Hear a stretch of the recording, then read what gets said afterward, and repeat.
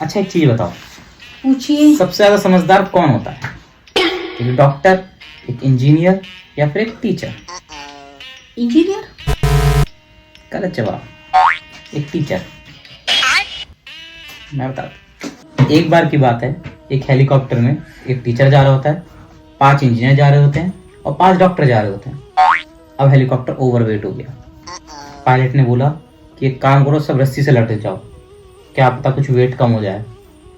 सब रस्सी से लटक गए, लेकिन वेट कम नहीं हुआ। फिर पायलट ने बोला कि किसी ने को तो कूदना पड़ेगा, वरना सब लोग मारे जाएंगे। तो टीचर कहता है कि इंजीनियर और डॉक्टरों से कि आप लोग देश के भविष्य हो, आपको बहुत कुछ करना है, मैं कुर्बानी दूंगा। बेचारे सब लोग उदास हो जाते हैं, कहते चलो आप मेरी कुर्बानी पे ताली बजाओ। सब लोग ताली बजाते हैं, सब लोग नीचे। कौन बचा? नीचे।